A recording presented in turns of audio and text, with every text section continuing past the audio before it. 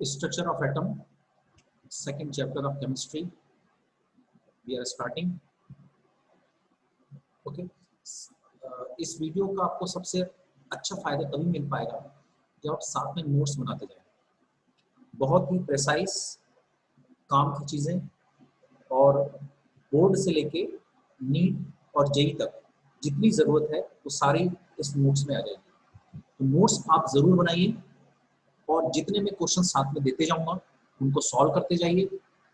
आपका सारा चीज कवर हो जाएगा, बोर्ड का भी कवर होगा, स्कूल लेवल का भी कवर होगा और जेई लेवल का भी कवर होगा। Okay, so let us start the chapter.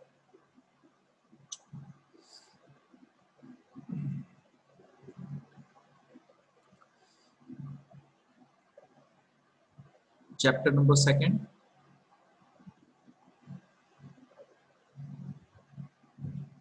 Structure of atom. इसमें जो सबसे पहली चीज हम लोग पढ़ने वाले हैं, तो फर्स्ट टॉपिक हम लोग पढ़ेंगे वो होता है सब एटॉमिक पार्टिकल्स। क्या होते हैं? तो देखो, डाल्टन ने 1800 के आसपास ये बताया कि एटम को हम डिवाइड नहीं कर सकते। Atom is the last unit, उसको डिवाइड नहीं किया जा सकता। सब लोगों ने ये मान भी लिया, उसने अपने पोस्टुलेट्स भी दिए और सारे साइंटिस्ट को मान गए। लेकिन 1800 सेंचुरी के बाद और 1900 के बिगनिंग में कुछ ऐसे एक्सपेरिमेंट्स होने लगे। 1819 के मिड से चालू हो गए थे, 1800 और 1900 के मिड से चालू हो गए थे, वही चलते गए थे। ऐसे ऐसे एक्सपेरिमेंट्स होने लगे जिसके बाद साइंटिस्ट को ये समझ में आया कि एटम के अंदर भी पार्टिकल होते हैं और मेनली 3 पार्टिकल उन्होंने खोज लिए, इलेक्ट्रॉन, प्रोटॉन और न्यूट्रॉन। आज तो बहुत सारे और पार्टिकल भी हैं पर अपने को 3 पे कंसिडर करना है। तो इन 3 को खोज लिया गया, तो वहां पे डिसरिगार्ड कर दिया गया डाल्टन के एटॉमिक थ्योरी को और फिर एटॉमिक स्ट्रक्चर की खोज चालू हुई। मतलब ये कि अगर एटम के अंदर ये 3 इलेक्ट्रॉन है तो ये कैसे डिस्ट्रीब्यूट है? क्या तीनों एक ही जगह पे हैं? क्या इलेक्ट्रॉन ऊपर है, सेंटर में प्रोटॉन है? क्या प्रोटॉन चक्कर लगा रहा है, सेंटर में इलेक्ट्रॉन है? क्या एक रुके हुए हैं? क्या न्यूट्रॉन बीच में है, प्रोटॉन इधर है, न्यूट्रॉन इलेक्ट्रॉन इधर है? किस तरह से डिस्ट्रीब्यूट है? तो एटम में इलेक्ट्रॉन्स, प्रोटॉन और न्यूट्रॉन्स किस तरह से डिस्ट्रीब्यूट है, उसके लिए कौन कौन सी थ्योरीज अभी तक दी गई और आज कौन सी थ्योरी प्रेजेंट है, इसकी स्टडी हम इस चैप्टर में करना है। तो हमारा पहला जो टॉपिक है वो सब एटॉमिक पार्टिकल। तो सब एटॉमिक पार्टिकल क्या होते हैं? एटम के अंदर रहने वाले जितने भी पार्टिकल हैं, मेनली अपने सिलेबस में कितने? 3।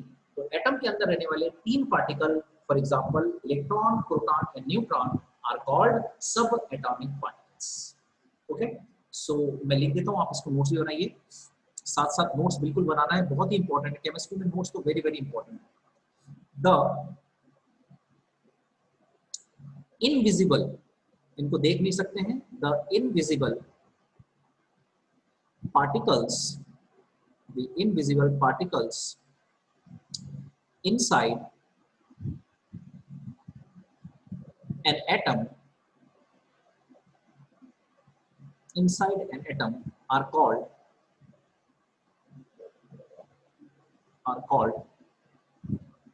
subatomic particles. सेकेंड पॉइंट, ये पहला पॉइंट था। Second point, these are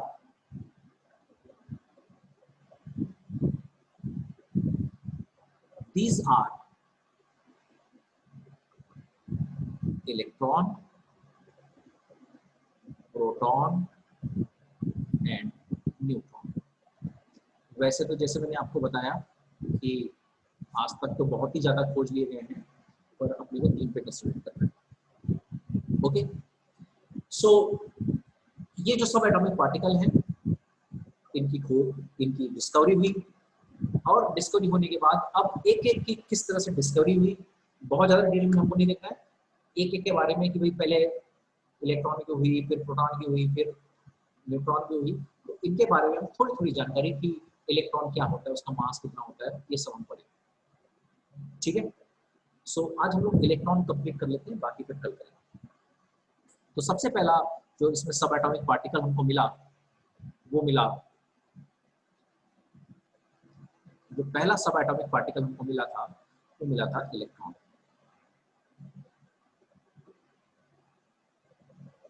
okay, अब इलेक्ट्रॉन जो है उसके बारे में, इलेक्ट्रॉन्स आर द, पहला point, electrons are the basic constituents, are the basic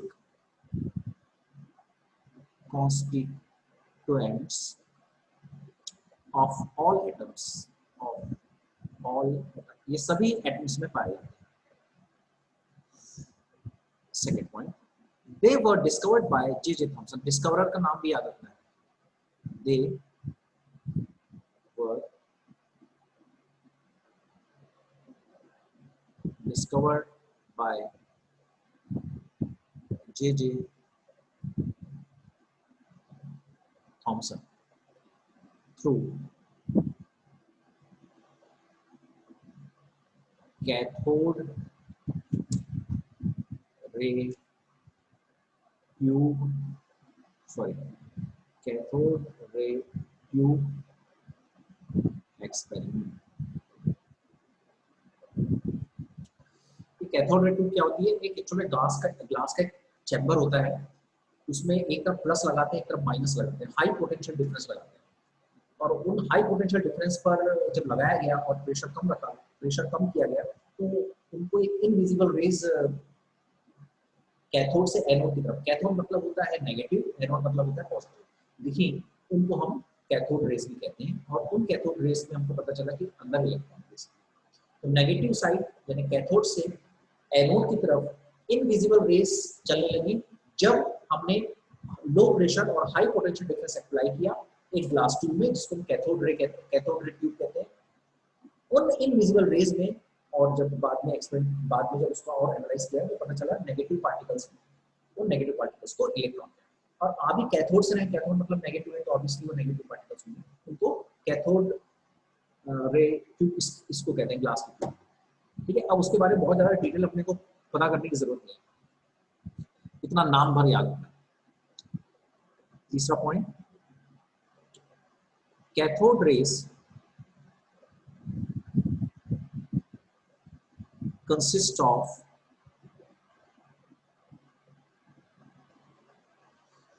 negatively charged particles called electron।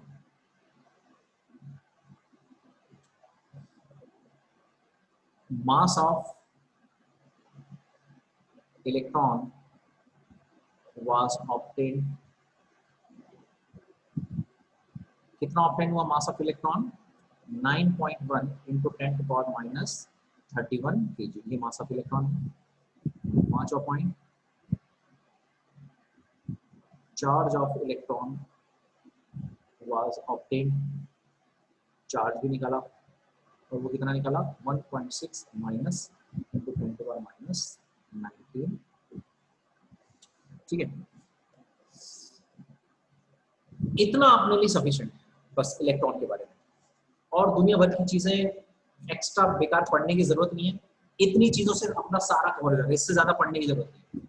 ठीक है, नेक्स्ट पार्ट में हम लोग प्रोटॉन के बारे में